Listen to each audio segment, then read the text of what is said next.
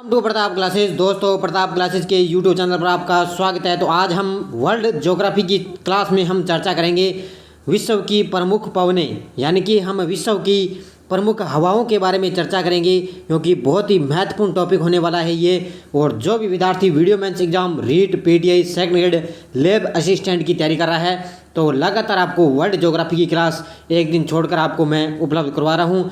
तो top MCQ की यह क्लास आपको मिल रही है। तो प्रमुख पवनें की हम चर्चा करेंगे।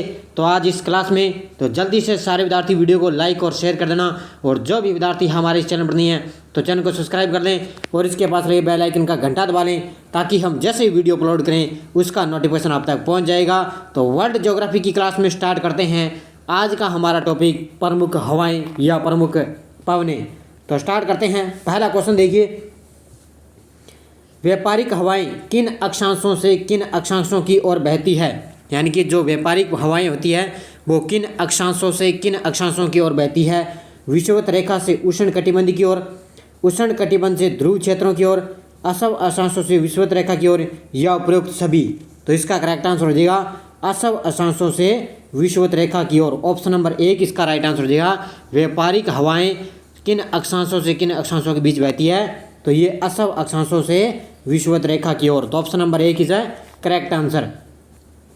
उच्च दाब क्षेत्र से भूमध्य सागर, उच्च दाब क्षेत्र से भूमध्य सागर की ओर चलने वाली पवनें होती है पश्चिमी हवाएं, व्यापारिक पवनें, मानसूनी पवनें या समुद्री पवनें? तो उच्च दाब से भूमध्य सागर की ओर चलने वाली हवाएं होती है कौन सी? व्यापारिक पवनें। ऑप्शन नंबर बी इसका करेक्ट आंसर। अगला देखो, व्यापारिक हवाएं होती है नियमित व स्थिर, अनियमित, अंशतः अनियमित, या उपरोक्त में से कोई नहीं? तो जो व्यापारिक हवाएं होती है वो होती है, ध्यान रखना, नियमित और स्थिर। ऑप्शन नंबर 1 इसका करेक्ट आंसर हो जाएगा।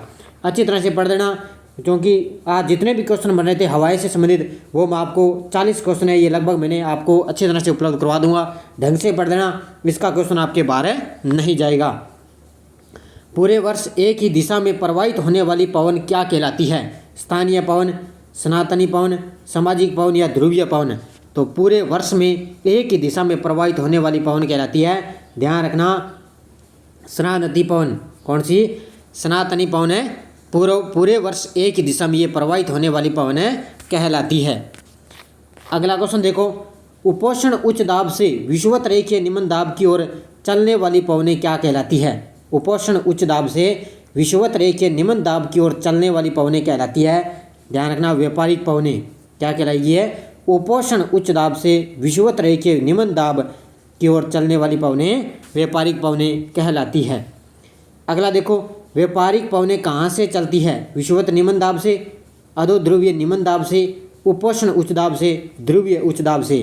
तो व्यापारिक पवनें कहाँ से चलती है? ये चलती है, ध्यान रखना, उपोष्ण उच्च दाब से। कहाँ से चलती है ये? ऑप्शन नंबर सी इसका करेक्ट आंसर हो जाएगा, उपोष्ण उच्च दाब से। अगला देखो, गजरता चालीसा, प्रचंड प्रशासा, चीखता साटा क्या है? समुद्री तूफान, दक्षिणी गोलार्ध में पश्चिमी पवनें, उत्तरी गोलार्ध में पश्चिमी पवनें, प्रशांत महासागरीय धाराएं? तो ये गजरता चालीसा, प्रचंड प्रशासा, चीखता साटा, ये क्या है? हवाएं चलती है, और इसका करेक्ट आंसर हो जाएगा दक्षिणी गोलार्ध में ये पश्चिमी पवनें हैं। ये पवनें चलती है दक्षिणी गोलार्ध में पश्चिमी पवनें, गजरता चालीसा, प्रचंड पचासा और चीखता साटा। तो करेक्ट आंसर इसका 7 नंबर का ऑप्शन नंबर बी। अगला क्वेश्चन देखो, दहाड़ता चालीसा क्या है? तो ये एक हवाएं हैं दहाड़ता चालीसा। 40 डिग्री दक्षिणी अक्षांश की जलधारा, 40 डिग्री उत्तरी अक्षांश की जलधारा, दक्षिणी गोलार्ध में 40 डिग्री अक्षांश के पास चलने वाली तेज हवा, या इनमें से कोई नहीं? तो ध्यान रखना, दहाड़ता चालीसा क्या है? इसका करेक्ट आंसर हो जाएगा दक्षिणी गोलार्ध में 40 डिग्री अक्षांश के पास चलने वाली तेज हवाएं। ऑप्शन नंबर सी इसका करेक्ट आंसर हो जाएगा। अगला क्वेश्चन देखो, भयंकर पंचासा चलते हैं, यानी कि भयंकर पंचासा कहाँ चलती है? 50 डिग्री उत्तरी अक्षांश पर, 50 डिग्री दक्षिणी अक्षांश पर, 50 डिग्री नॉर्थ से 60 डिग्री नॉर्थ के मध्य, या इनमें से कोई नहीं? तो भयंकर पंचासा चलता है, ध्यान रखना, इसका करेक्ट आंसर हो जाएगा 50 डिग्री दक्षिणी अक्षांश पर। कहाँ पर चलता है? क्वेश्चन देखो, कहीं से किसी भी तरह से हमारे लिए क्वेश्चन यहाँ से बन सकते हैं। तो भयंकर पंचासा 50 डिग्री दक्षिणी अक्षांश पर। अगला क्वेश्चन देखो, चीखता साटा पवन प्रवाहित होती है, चीखता साटा पवन प्रवाहित होती है 60 डिग्री पूर्वी देशांतर के निकट, 60 डिग्री पश्चिमी देशांतर के निकट, 40 डिग्री उत्तरी अक्षांश के निकट, 60 डिग्री दक्षिणी अक्षांश के निकट। तो बताना है अभी चीखता साटा पवन कहाँ प्रवाहित होती है। तो ध्यान रखना चीखता साटा होती है 60 डिग्री दक्षिणी अक्षांश के निकट। ऑप्शन नंबर डी इसका करेक्ट आंसर हो जाएगा। क्या हो जाएगा? 60 डिग्री दक्षिणी अक्षांश के निकट चीखता साटा पवन प्रवाहित होती है। अगला देखो, मानसून शब्द का तात्पर्य है हवाओं का सदैव एक ही ओर बहना, हवाओं का बहुत तेजी से बहना, हवाओं का बहुत धीमी गति से बहना, हवाओं का रुख बदलना। तो मानसून शब्द का तात्पर्य है हवाओं का रुख बदलना। क्या है? ऑप्शन नंबर डी, हवाओं का रुख बदलना मानसून का तात्पर्य है। अगला देखो, संयुक्त राज्य अमेरिका के मध्य मैदानों पर चिनुक हवाओं का क्या प्रभाव पड़ता है? संयुक्त राज्य अमेरिका के मध्य मैदानों पर चिनुक हवाओं का क्या प्रभाव पड़ता है? जाड़े का तापमान बढ़ जाता है, गर्मी का तापमान कम हो जाता है, समान तापमान रहता है, तापमान पर कोई असर नहीं पड़ता। इसका करेक्ट आंसर दिया गर्मी का तापमान कम हो जाता है। तो ऑप्शन नंबर 20 का करेक्ट आंसर। अगला देखो, आल्प्स पर्वत के उत्तरी भाग में बहने वाली उष्ण शुष्कीय स्थानीय हवाओं को क्या कहा जाता है? आल्प्स पर्वत के उत्तरी भाग में बहने वाली उष्ण शुष्कीय स्थानीय हवाओं को क्या कहते हैं? इसका राइट आंसर हो जाएगा फोन। क्या कहते हैं उसको? फोन बोला जाता है। ये क्या है? आल्प्स पर्वत के उत्तरी भाग में ये बहने वाली शुष्क स्थानीय हवा है। इनका नाम याद रखना, फोन कहलाती है। अगला देखो, अर्जेंटीना के पंपास क्षेत्र में उरुग्वे की ओर से प्रचंड वेग से चलने वाली ठंडी हवाओं को क्या कहा जाता है? तो अर्जेंटीना के पंपास क्षेत्र में उरुग्वे की ओर से प्रचंड वेग से चलने वाली ठंडी हवा कहलाती है क्या? पैम्पीरा। क्या कहलाएगी? ऑप्शन नंबर बी, पैम्पीरा कहलाती है। अगला क्वेश्चन देखो, न्यूजीलैंड में उच्च पर्वतीय क्षेत्र से उतरने वाली गर्म शुष्क एवं धूल भरी स्थानीय हवा निम्न में से किस नाम से जानी जाती है? तो न्यूजीलैंड में ये जानी जाती है नॉर्वेस्टर के नाम से। किससे? नॉर्वेस्टर के नाम से न्यूजीलैंड में उच्च पर्वतीय क्षेत्रों में उतरने वाली गर्म शुष्क एवं धूल भरी स्थानीय हवा को नॉर्वेस्टर के नाम से जाना जाता है। संयुक्त राज्य अमेरिका के पश्चिमी तट से प्रभावित होकर रॉकी पर्वत को पार करके उसके नीचे से उतरती हुई गर्म व शुष्क हवा किस नाम से जानी जाती है? तो संयुक्त राज्य अमेरिका के पश्चिमी तट से प्रारंभ होकर रॉकी पर्वत को पार करके उसके नीचे से उतरने वाली गर्म व शुष्क हवा किस नाम से जानी जाती है? ध्यान रखना, चिनुक इसके नाम से जानी जाती है। किस नाम से? चिनुक नाम से जानी जाती है। निम्नलिखित में से कौन सुमेलित नहीं है? खमसिन मिस्र, चिनुक चीन, शिकागो इटली, गिबली लीबिया। तो इसमें बताना भी कौन सी हवाएं किस देश में नहीं चलती है? तो खमसिन मिस्र में चलती है, शिकागो इटली में चलती है और गिबली लीबिया में चलती है, लेकिन चिनुक हवाएं हैं जो चीन में नहीं चलती। तो इसका करेक्ट आंसर हो जाएगा ऑप्शन नंबर बी। अगला देखो, यूरोप में जूरा पर्वत से जेनेवा झील की तरफ रात्रि में चलने वाली शीतल व शुष्क पवन को किस नाम से जाना जाता है? तो यूरोप में जूरा पर्वत से जेनेवा झील की तरफ रात्रि में चलने वाली शीतल व शुष्क पवन को किस नाम से जाना जाता है? इसका करेक्ट आंसर है जोरान के नाम से।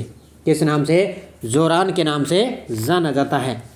अगला देखो, रॉकी पर्वत के पूर्वी ढालों पर उतरने वाली हवा को संयुक्त राज्य अमेरिका और कनाडा में क्या कहा जाता है? तो रॉकी पर्वत के पूर्वी ढालों पर उतरने वाली हवा को संयुक्त राज्य अमेरिका और कनाडा में क्या बोला जाता है? ये बोला जाता है चिनुक। क्या बोला जाता है? चिनुक बोला जाता है। ये मैंने पीछे आपको बता दिया।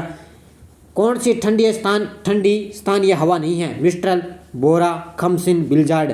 अब इनमें से बताना भी कौन है जो ठंडी स्थानीय हवा नहीं है, यानी कि जो गर्म हवा है ठंडी स्थानीय हवा नहीं है। इसका करेक्ट आंसर हो जाएगा खमसिन। तो खमसिन क्या है? एक है गर्म हवा है। अगला क्वेश्चन देखो, निम्न में से कौन ठंडी स्थानीय हवा है? अब इसमें बताना भी कौन सी ठंडी स्थानीय हवा है? मिस्ट्रल, बोरा, पैम्पीरा या उपरोक्त सभी। तो इसका करेक्ट आंसर दिया मिस्ट्रल है, बोरा है और पैम्पीरा है। ये क्या है? उपरोक्त सभी ठंडी स्थानीय हवा है। तो इस तरह भी आपसे क्वेश्चन पूछा जा सकता है भी कौन सी गर्म हवा है, कौन सी ठंडी हवा है। तो ये ध्यान रखना, ठंडी हवा अलग से नाम याद रखना और गर्म हवाओं के अलग से आप नाम याद रखना। अगला क्वेश्चन देखो, निम्न में लिखित में से कौन सी वायु स्विट्जरलैंड में उत्तरी आल्प्स के विमुख ढाल पर बहती है? तो ये बहती है, ध्यान रखना, फोन हवा। कौन सी बहती है? फोन हवा है जो स्विट्जरलैंड में उत्तरी आल्प्स के विमुख ढाल पर यह बहती है। अगला देखो, चिनुक एक है स्थानीय हवा, सनातनी हवा, स्थायी हवा, समुद्री जलधारा। तो चिनुक एक है, तो इसका करेक्ट आंसर हो जाएगा एक स्थानीय हवा। ये क्या है? एक है स्थानीय हवा। अगला देखो, निम्नलिखित में से कौन सा युग्म सुमेलित नहीं है? फोन आल्प्स पर्वत, बोरा पोलैंड, मिस्ट्रल राइन घाटी, खम्सिन मिस्र। कौन सा एक सुमेलित नहीं है? तो इसका करेक्ट आंसर हो जाएगा फोन तो आल्प्स पर्वत में चलती है, मिस्ट्रल राइन घाटी में और खम्सिन मिस्र में, लेकिन बोरा पोलैंड में नहीं चलती। तो ऑप्शन नंबर 20 का राइट आंसर हो जाएगा। अब देखो यहाँ पर सुमेलित करना है, एक तरफ तो दी हुई स्थानीय हवाएं, उसके बाद में यहाँ पे कौन सी देश दी हुई, कौन सी हवाएं कौन से देश में चलती है। तो चिनुक आपको पता है कहाँ पर चलती है चिनुक? तो चिनुक चलती है संयुक्त राज्य अमेरिका में। उसके बाद में देखो उसके बाद में है सिराको। कहाँ पर चलती है? सिराको चलती है, ध्यान रखना, इटली में। कहाँ पर चलती है? सिराको चलती है इटली में। और ब्रिक फिल्टर कहाँ पर चलती है? ये चलती है ऑस्ट्रेलिया में। और मिस्ट्रल कहाँ पर चलेगी? मिस्ट्रल चलेगी फ्रांस में। तो ऑप्शन नंबर 1 इसका करेक्ट आंसर हो जाएगा। इस तरह आप नाम ध्यान रखना कौन सी देश में कौन सी हवाएं चलती है। अगला देखो, निम्नलिखित में से कौन सी स्थानीय पवन इटली में रक्त की वर्षा लाती है? यानी कि कौन सी स्थानीय पवन है जो इटली में रक्त की वर्षा लाती है? तो वो हो जाएगा सिराको। कौन सी हो जाएगी? सिराक की हवाएं।